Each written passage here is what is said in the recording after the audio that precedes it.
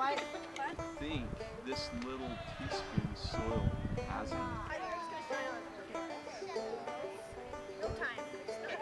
So today we're going to different stations and learning about different stuff about the forest and the animals and the life cycle and water cycle.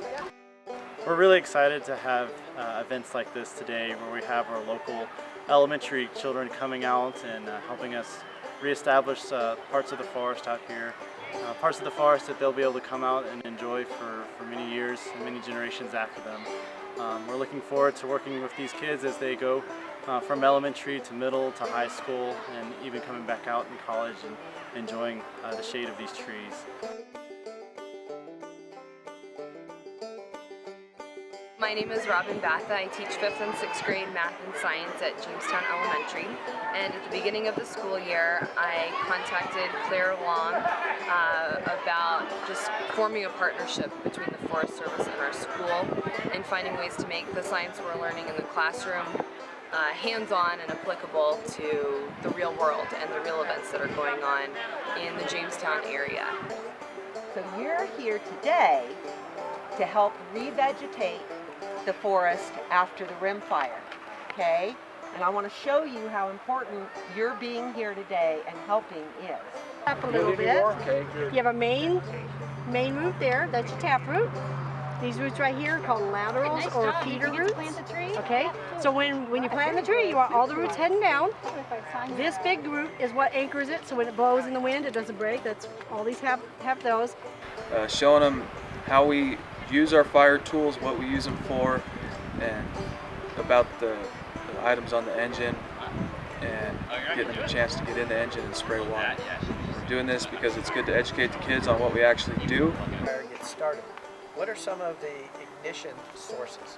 Why are fires going to get started?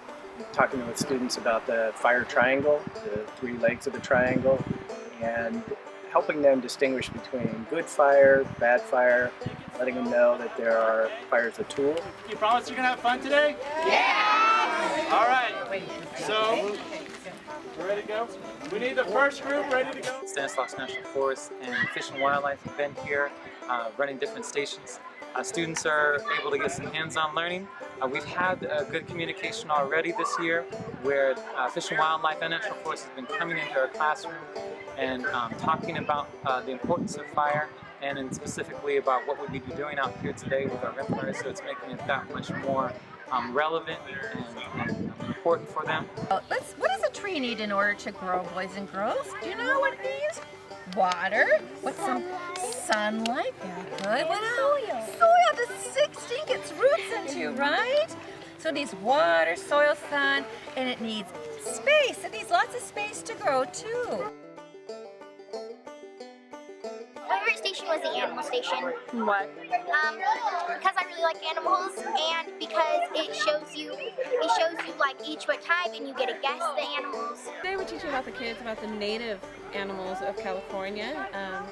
We tried to keep out the invasive species so they have a better idea of what actually is in their own backyard. What are the 3 parts of the water cycle that you can remember? You can either look at this. Okay. Transportation, Transportation. Transportation, that's how you get around in the water cycle.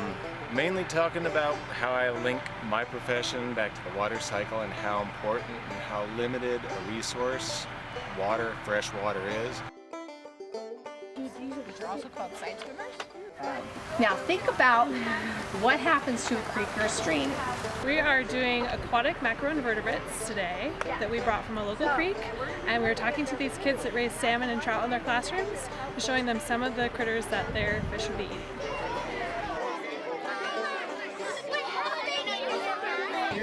Sometimes we get finish up when you started. Thank you, Forrest.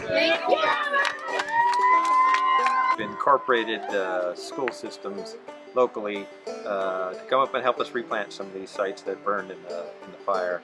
And so it's an opportunity for not only some of our employees to engage with the youth, but for the community to understand that we are focused on not only getting the job done, but incorporating our local stakeholders into the process. So it's a huge step for us to start this process, and it feels good to engage the local community.